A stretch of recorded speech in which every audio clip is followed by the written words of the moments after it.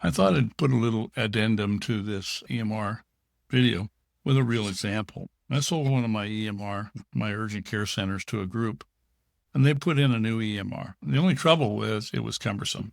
It took a long time to put things in, and they weren't getting home in time, and the staff didn't like it.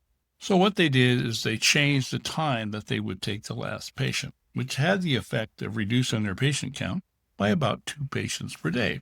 But they got out of work on time.